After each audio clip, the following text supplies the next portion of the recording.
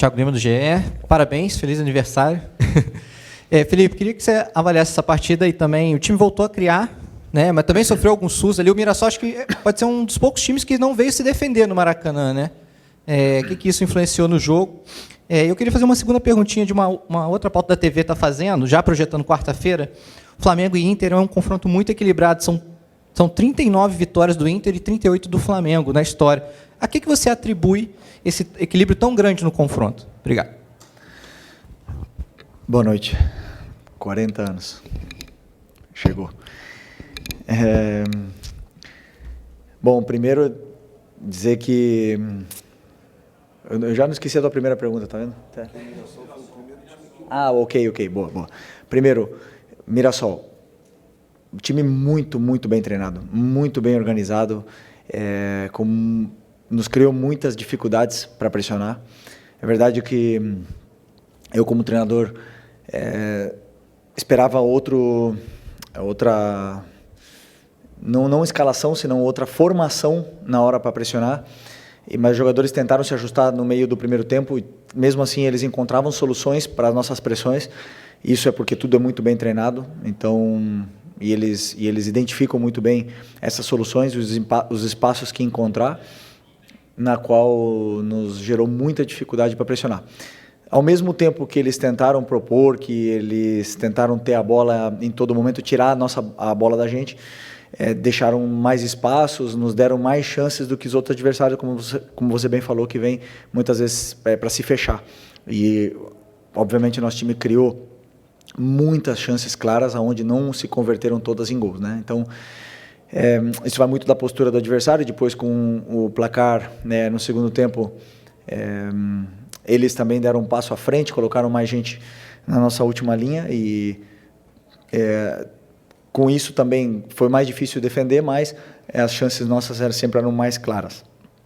E no final fizemos o segundo gol e tomamos um gol aí com um descuido, que nos gerou essa sensação de preocupação, né, até o final do jogo, no qual leva ainda mais o nível desse encontro e para vocês verem que não existe coincidência no futebol. Se um time é quinto colocado na 18ª rodada, como é o Mirassol, somente com 2 derrotas é porque o trabalho está sendo muito bem feito. Então, muito mérito do adversário. E contra o Inter, ainda falta. Amanhã eu vou começar a estudar o Inter, mas um confronto, claro, que muito igualado, 2 clubes históricos gigantescos e em igualdade de condições para essas oitavas. Boa noite, Felipe. Aqui, Sidão Marinho da Litoral News. Parabéns, feliz aniversário. Que seus sonhos possam ser realizados. Obrigado. Você falou sobre essa preocupação, né, que a equipe teve na reta final do jogo.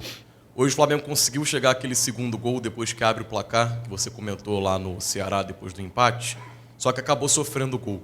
Você acredita que para o jogo do mata-mata da Libertadores contra o Internacional é uma preocupação que você tem, em cima do que você falou também, dessa eficiência da equipe, de finalizar e muitas vezes não conseguir colocar a bola no fundo da rede, ter essa assertividade para não criar essa preocupação na reta final do jogo?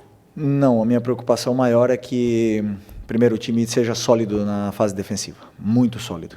E hoje realmente não tivemos a solidez que eu gosto, né? Já seja por mérito do adversário, mas também por alguns erros nossos que devem ser corrigidos. Eu sei e eles também sabem disso, né? Mas mesmo assim, o adversário chegou e criou muitas chances de bola parada, né? Com escanteios, com faltas, mas chegou, é verdade que chegou muito na nossa área. E a minha preocupação na fase ofensiva é que o time crie, que consiga chegar e, claro, os jogadores determinantes, com o grande jogo, por exemplo, que fez no outro dia o Cebola, hoje o Lino, a bola quando cai no pé do Arrascaeta sempre ele cria perigo, o Pedro está já também num bom momento, então tudo isso aí faz com que as defesas dos adversários tenham dificuldade de defender e que a gente possa criar. Depois a fase da finalização é um assunto que, como eu já falei várias vezes, os jogadores às vezes chegam mais finos e frescos na frente do goleiro, com mais calma, e outros dias a bola não entra, simplesmente assim. Mas o mais importante é que o time criou. Felipe, boa noite, parabéns. Uma vitória no dia do aniversário, às vezes não acontecia. Eu queria te perguntar sobre essas contratações que o Flamengo fez E como você vê o elenco do Flamengo agora? Teve uma eliminação, claro, mas você está ainda recebendo esses jogadores, não deu para esses jogadores ainda atuarem da forma que você ainda vai preparar. Como você vê essa preparação, pensando, eu não vou falar nem em Libertadores, que está muito em cima aqui agora, pensando no restante da temporada, principalmente Campeonato Brasileiro, e caso continue na Libertadores, se Deus quiser, para você, né? Como você vê esse time encaixando, como você vê esse elenco agora com essas chegadas aí? Bom, primeiro dizer que a janela que o clube está fazendo extraordinária, né? Como eu falei na outra coletiva também, é um esforço muito grande do presidente e do Boto para potencializar ainda mais esse elenco que já era altamente qualificado. É verdade que tivemos algumas perdas importantes esse ano, mas não pararam de trabalhar nem um minuto para poder repor essas peças e que a gente possa continuar com esse nível altíssimo, né, desse elenco, que é um elenco muito forte. Pode ser que cheguem mais peças, pode ser que também saiam, né?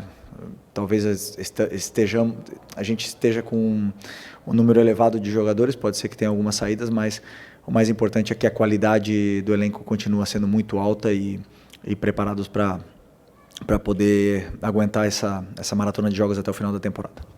Felipe, boa noite. Boa noite. Parabéns aí, 40 anos. Felipe, com essas saídas, você teve o Gerson e o Wesley, que eram praticamente jogadores fundamentais no seu esquema de jogo, e chegada de 5 outros jogadores, contando com o Jorginho, que chegou antes do Super Mundial. O seu trabalho como técnico, o maior desafio que você passa a ter agora é fazer com que esses novos jogadores se incorporem ao elenco, ou seja, fazer esse, entre aspas, novo time da Liga para você continuar aí o restante da temporada? Bom, já também emendando, que eu esqueci de responder, mas boa pergunta, né? Sobre esses jogadores que chegam, eles têm que ainda ganhar o conteúdo todo tático, né? A parte técnica eles já têm, são diferenciados, muito diferenciados. Agora cabe a mim fazer com que eles se adaptem o mais rápido possível ao modelo de jogo, que não é só pegar a bola e fazer a diferença. Existem muitos detalhes da fase defensiva, da fase ofensiva, da pressão alta. Existem muitas coisas que os jogadores que já estavam mais tempo sim sabiam, mas não só isso, senão alguns jogadores que também machucaram, no caso do Eric e do Nico, que vinham jogando constantemente, que também ajudam com que qualquer jogador que possa chegar também possam assimilar tudo mais rápido, né? Então, obviamente que você falou do Gerson e do Wesley, são dois jogadores extraordinários que saíram, e agora nós temos jogadores jovens, novos, que também têm fome e ambição de fazer história aqui no Flamengo, a sua história. Então, acredito que vai ser rápido essa adaptação desses novos jogadores, porque treinamos sempre em função do que é o modelo de jogo e o plano de jogo, então vai ser rápido. Aqui Felipe, boa noite, parabéns pela vitória pelo dia de hoje. Marcos Martins, do canal da QCRN. Você comentou sobre a questão da característica do Mirassol, uma equipe ofensiva que tentou propor jogo, e você considera que o Flamengo, em algumas ocasiões, apresenta dificuldades contra equipes que não decidem marcar no bloco baixo unicamente e apenas se defender, como foi contra o Cruzeiro, por exemplo, que marcou pressão, especialmente no primeiro tempo, dificultou o jogo do Flamengo lá no Mineirão, e contra outras equipes também que o Flamengo enfrentou que não se dedicaram apenas ao aspecto defensivo. Você pensa em variações táticas para sair desse tipo de situação onde as equipes acabam neutralizando o Flamengo de alguma forma? Na outra coletiva, a pergunta era se os times se fechavam e criavam dificuldades para o Flamengo. Agora são os times que jogam que criam dificuldade? Sempre, todos os times criam dificuldades para o Flamengo. Todos, os que jogam, os que não jogam, os que se defendem em bloco baixo, os que pressionam alto, os que não pressionam. Todo adversário tenta anular e fazer um plano para anular o Flamengo e os adversários que venham pela frente. Então sempre são adversários complicados.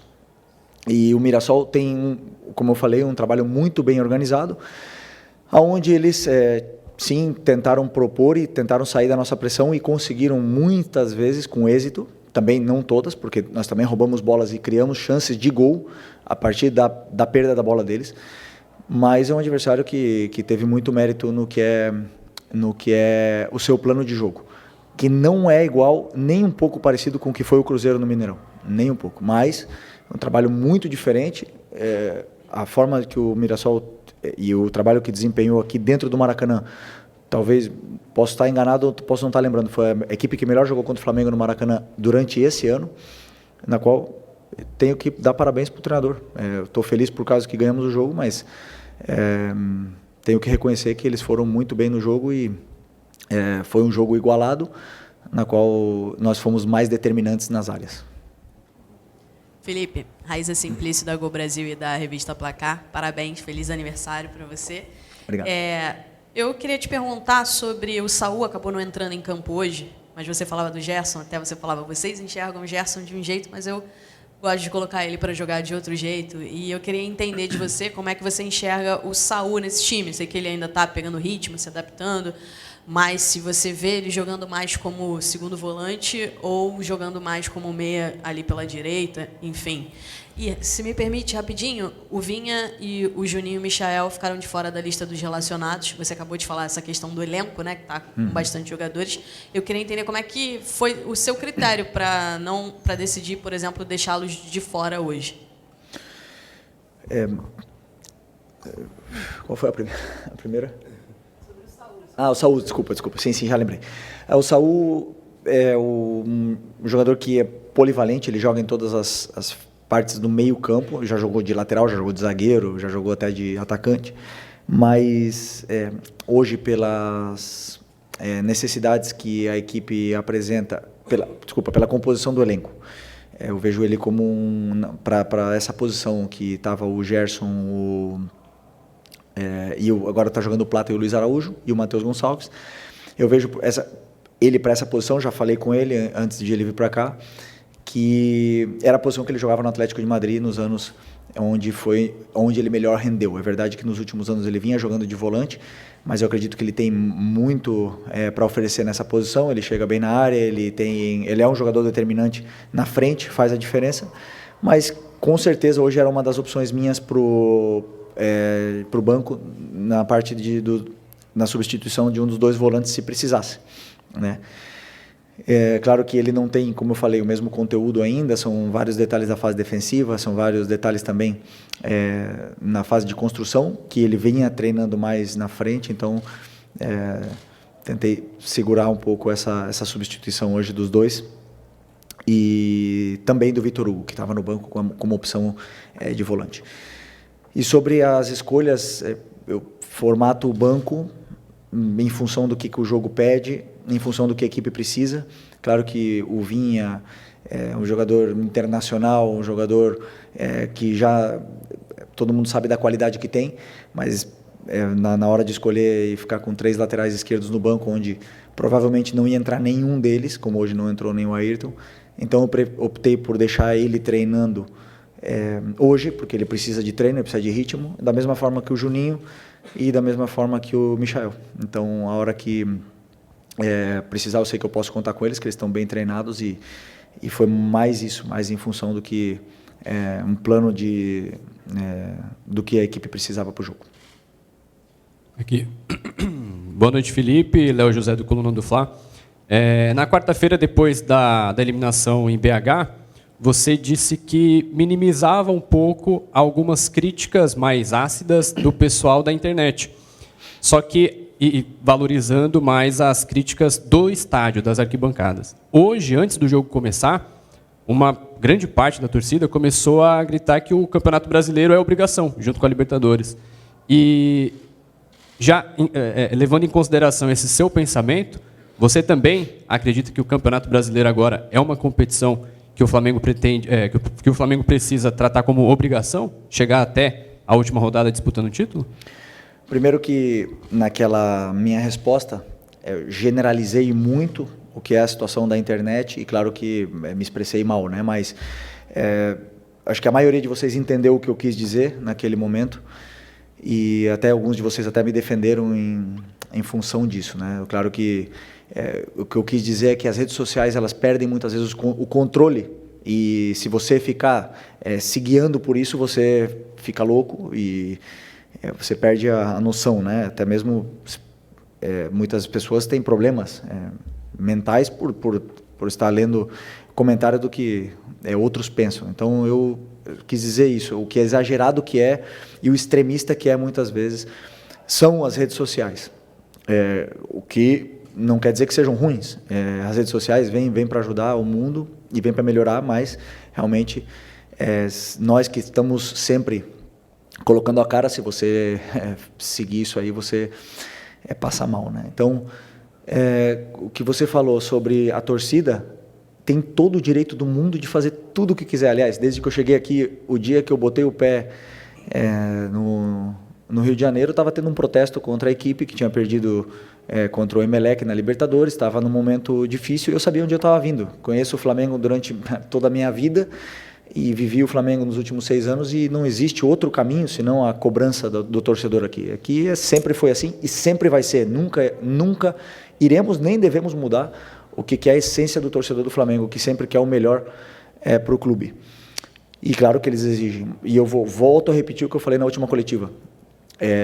Nós temos a obrigação de dar nossa vida pelo Flamengo. Enquanto nós estamos aqui dentro, nós temos a obrigação de fazer tudo, de que o Flamengo seja prioridade na nossa vida antes que a família.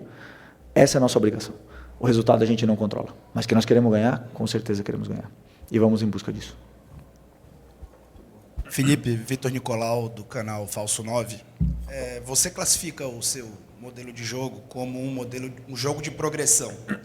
E a gente viu o Flamengo construir essa liderança do Campeonato Brasileiro, hoje coroada com o troféu do primeiro turno, simbólico, a partir de um time que tinha no Arrascaeta, muitas vezes, o homem mais avançado, com muita liberdade, com muito espaço e sempre com alguém para induzir espaços para que ele pudesse atacar. Você falou do Pedro agora melhorando tecnicamente, realmente ele vem de bons jogos tecnicamente, e hoje você colocou os dois juntos, com os pontas de força que chegaram, né? O Samuel Lino fez um grande jogo.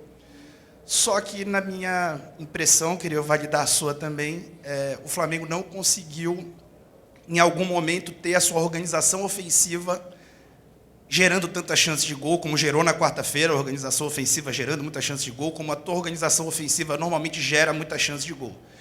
Hoje, você teve as transições muito bem, mas a organização ofensiva, na minha opinião, você teve em vários momentos o Arrascaeta e o Pedro ali sem conseguir, o Arrascaeta sem conseguir os espaços que normalmente ele consegue quando está sem o Pedro, e depois, sem o Pedro, o Arrascaeta cresce de produção.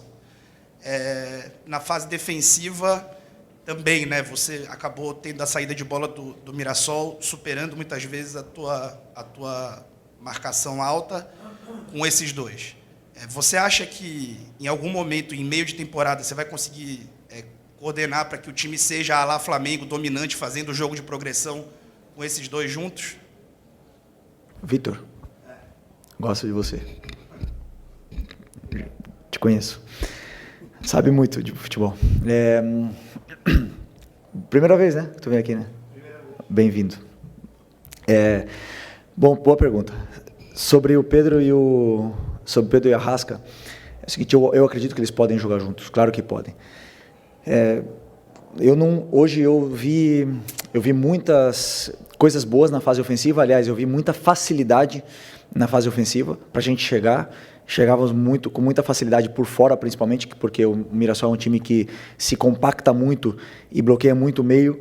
Então, o Arrascaeta, muitas das vezes, ele perde a posição dele porque ele quer participar do jogo, né? Às vezes ele, ficando mais parado, ele fica melhor posicionado, mas ele teve uma associação muito boa junto com o Lino naquele lado esquerdo e também com o Pedro. Eles se encontraram algumas vezes, principalmente na fase da pressão alta do Mirassol.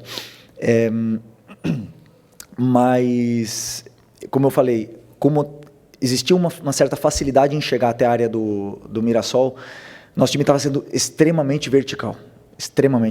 E isso parte a equipe. Então, a gente, ao mesmo tempo que criava chances, que a gente chegava na área, que criava chances claras e não fazia, também perdíamos a bola, o goleiro tinha uma reposição rápida, o Pedro e o Arrascaeta, que são dois jogadores que precisam dessa organização ofensiva que você fala, uma fase mais de estabilidade, não tinha que correr para trás e acaba se desestruturando um pouco o que é a equipe, a fase defensiva, e o jogo começa a ficar partido. Eu não gosto de jogo partido, só que o jogo o adversário deixa os espaços que deixa. E eu não posso falar, não vai por aquele espaço que ele está deixando. Ou não ataca, não vai para frente. Eu tenho que deixar ele atacar. Por isso que eu chamo o jogo de progressão, porque eu quero que eles sempre progridam a jogada, que eles vá para frente, que sejam verticais o máximo possível.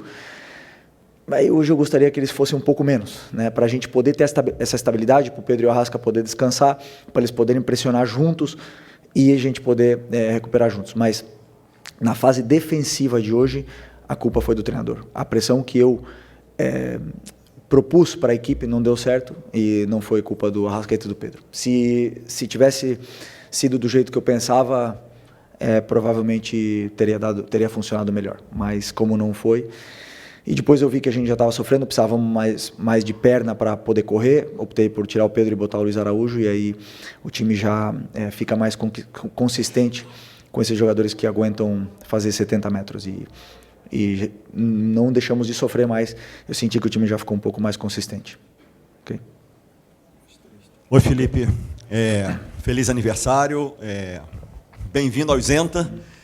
E queria saber de você o seguinte: o Flamengo chegou hoje aos 40 pontos no campeonato, tá? De 54 que ele disputou.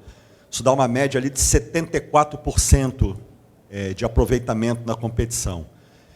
Independentemente do jogo que falta, que é contra o Sport lá em Recife, o Flamengo já, como disse o colega aqui, simbolicamente ele fechou o turno na frente. O que numa competição de pontos corridos, historicamente, o time, quando fecha o turno na frente, ou ele bate campeão, a maioria das vezes, ou ele disputa, normalmente, o título mesmo não sendo campeão. Eu quero saber o que isso representa para você na formatação e na sequência aí do trabalho, mesmo faltando esse jogo que ainda falta. E só um detalhezinho em relação já ao jogo contra o Inter. Como é que está o Nico de la Cruz? Ele estará à disposição, pode estar à disposição para quarta-feira? Sobre... os pontos, então, 40 hoje, podendo fazer 43 no primeiro turno, é isso? Ok. São bons números, claro que poderiam ter sido melhores, mas também poderiam ter sido piores. Para mim, não significam nada, a não ser que temos que ganhar o próximo, e vai ser contra o Inter, né? Então vai ser difícil, vai ser fora de casa, e nós temos que tentar ser o mais consistentes possível daqui até o final. Eu, desde que eu cheguei no Flamengo, todos os anos que eu cheguei no Flamengo, quase sempre a gente teve que perseguir o líder, né? Em 2019 perseguimos no primeiro turno e acabamos conseguindo virar essa vantagem, tomar a liderança e ficar até o final. E em 2020 também, não éramos líderes, acho que era o São Paulo durante muito tempo, depois foi o Inter, depois a gente retomou e sempre foi perseguidor. Eu acredito que para ganhar um campeonato nacional, um campeonato de formato de liga, você tem que primeiro, começar bem, porque depois fica muito difícil você não poder ceder pontos em nenhum momento, e ser o mais consistente possível nesses jogos, porque assim, jogar contra o Palmeiras fora, tudo pode acontecer, mas nesses jogos que são teoricamente os jogos onde você tem que ganhar, você não pode falhar, né? Porque os adversários não vão falhar, mesmo que no Brasil não tem lógica, não tem lógica. O time do rebaixamento pode ganhar do líder. Aqui a gente já viu várias vezes acontecendo isso, inclusive nós, inclusive conosco. Então, que representa isso é motivação para seguir brigando pelo título. E sobre o Nico, tenho esperança, mas não sei se vai ser possível. Mas está perto. Felipe, boa noite. Pedro Ramos, da Sintonia Esportiva. Desde que você assumiu... Primeiro, feliz aniversário, desculpa. Desde que você assumiu o comando do Flamengo, você sempre cita pequenos detalhes na partida, desde pressão alta, desde as movimentações do jogo. E eu queria que você comentasse sobre a saída do Rossi ultimamente, porque contra o Ceará ele saiu mal, o Pedro Raul chegou a fazer gol de empate. O Pedro Raul, depois da partida, disse que acompanhava as saídas do Rossi, que ele realmente saía mal, parava e acabava dando oportunidade para o centroavante. Hoje, no escanteio, se não me engano, o Rossi acabou saindo mal de novo e teve uma bola que ele foi encoberto, o Léo Pereira acabou salvando, que seria talvez mais 2 pontos desperdiçados com um erro individual. Eu queria saber qual o trabalho que vocês fazem sobre isso, se é algo já identificado na sua comissão técnica, até porque recentemente, pelo menos na imprensa, que o Flamengo estaria de olho em outros goleiros, não talvez para essa temporada, mas talvez para a próxima. Eu queria saber o que você pensa, não só sobre o Rossi, mas talvez sobre a necessidade de ter um outro goleiro também para o Flamengo. Obrigado. Primeiro que essa saída do Rossi nos deu e nos dá e nos dará muitas alegrias, porque eu pessoalmente eu gosto que ele saia do gol, eu gosto de goleiro corajoso, que tenha essa confiança de poder ir lá e aliviar. Durante muitas vezes, a maioria das vezes deu certo, e todo o goleiro, como todo jogador, oscila, passa por momentos de menos confiança, mas sabemos do risco que pode existir numa saída de bola, e eu quero que ele continue saindo. Uma opção minha. E sobre uma reposição, é um assunto para o Boto, mas com certeza o Flamengo sempre está atento ao mercado, ainda mais porque pode ser que tenhamos uma saída no final do ano. Buenas noches, Felipe. Tá bom. Aquí. Buenas noches. Primero que todo, feliz cumpleaños. Gracias. Quería preguntarte por Jorge Carrascal. No tuvimos la oportunidad de verlo. No te quería preguntar específicamente por eso, pero él llega como un camisa 10. Es una posición que suele utilizar Jordan de Arrascaeta, pero por lo general a de Arrascaeta se le va acompañando al centro delantero. Hoy, más que de 10, jugó como un segundo delantero, me dio la sensación. Y quería preguntarte, después de ver más de una semana a Carrascal, ¿dónde lo ves? ¿Qué rol cumpliría? ¿Más cercano al delantero? ¿Más como un 10? ¿O incluso quizás en esa posición que muchas veces utiliza Jorginho y que era un rol que en algún momento estuvo pensado como para Nico de la Cruz? Bueno, primero es un jugador con un talento y una calidad gigante, muy grande, tiene muchísima calidad, se nota, lo hemos visto esta semana.